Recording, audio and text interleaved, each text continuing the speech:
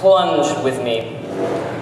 The Greeks saw time and our passage through it as though we were standing backwards on the front of a ship, surging blindly into the future, gazing out at the past proceeding before us with the present at our periphery. Today, at our periphery, there is a precipice, not a milestone or a flag marker, but the very edge of the flat world of all that we have known until now. Today I have been asked to stand on the riggings and speak to you of past and future matters, as though I, on the rope ladders, were the only one with a pair of binoculars, and you were all down there rowing. But the holes in that analogy are showing, so put down your oar, and we'll mix a metaphor a little more apt.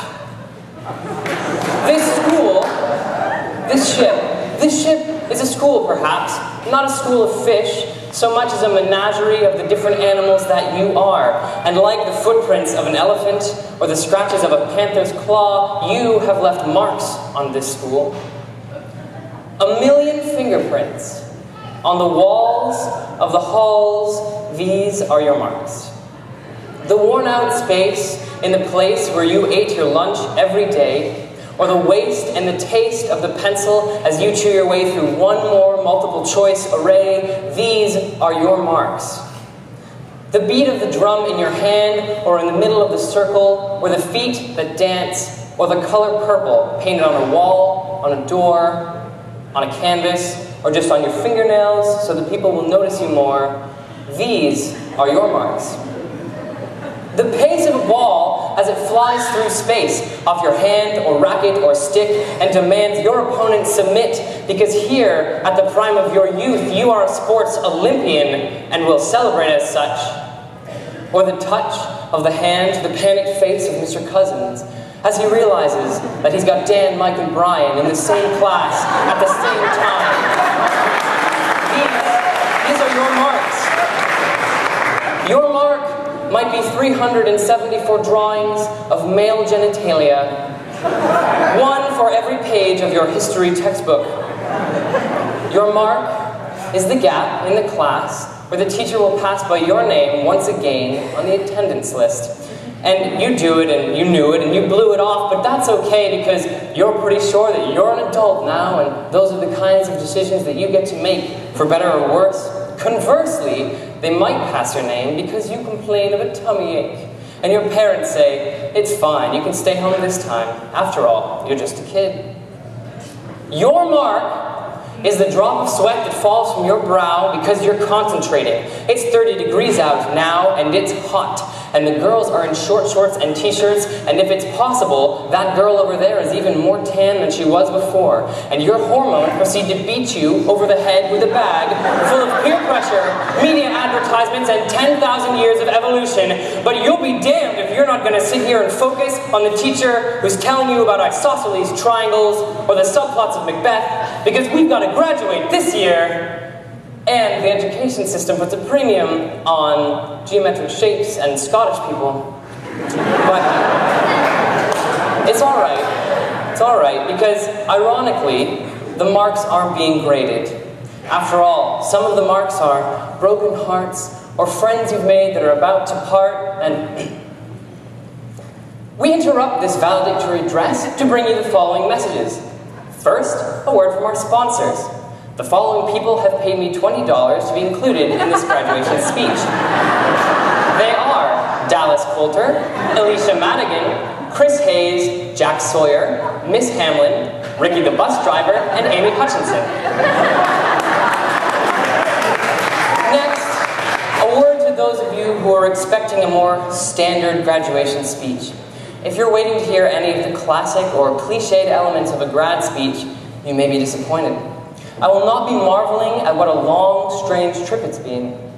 Nor will I be encouraging the graduates to spread their wings, reach for the stars, or open the door to opportunity. I will not be making fun of the cafeteria food or the yellow brick jail cell-style classrooms. Teachers, educational assistants, custodians, administration, and parents should assume that thanks and appreciation are underwritten in the speech, as no additional thanks will be explicitly given. I'm I'm not going to reminisce about my favorite memories of high school, as I'm pretty sure that my experience here and what I'm taking away from it varies quite a lot from that of many of my peers. My favorite parts of high school, however, were, in priority order, improv, English class, and French class snack Fridays. Speaking of French class, it is traditional for a French-speaking valedictorian to do a segment of the speech in French. I, however, find it grossly unfair to spend 1 out of 5 or 6 allotted minutes speaking to 11 out of 130 graduates. I have therefore, in order to bring the ratio closer to even, allowed the French class to vote on 1 word that they would like me to include.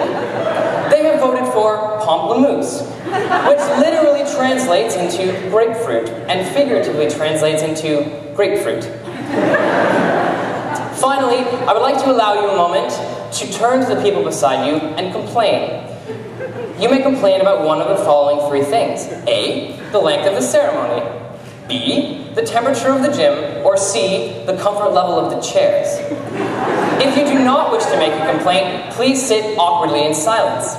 10 seconds of complaining starts now.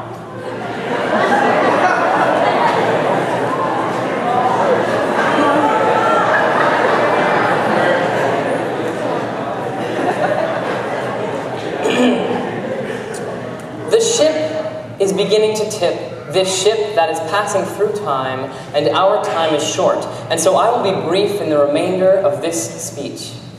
Strange change rearranges your friends from beginning to end, so different now than when you came in. You probably hate some of the crew you came in with, and the people you hang with now you might have had nothing to do with in elementary school when you were so cool and the friends that you had were all that you needed and all that you'd ever have. But people were waiting for you, and they're waiting again, new friends, and they all leave their marks on you too. And it's all of these marks that make you special. Special like a shining star. And you are, and people will go out of their way to tell you today that it's true, but a word for the future. What will make you happy, what will bring you self-esteem, is not being told that you are special, unique, or deserving. Being needed will. Being needed can mean falling in love with someone who loves you as much as you love them.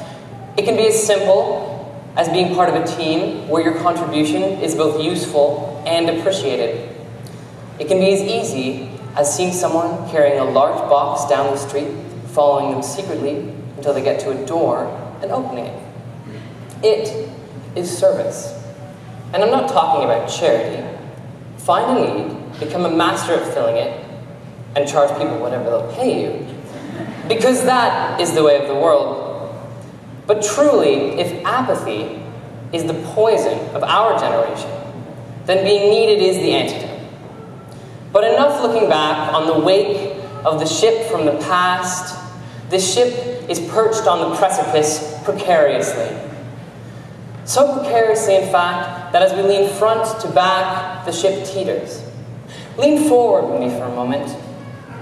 We will not be dragged into our future. Lean back, spread your arms, and plunge with me.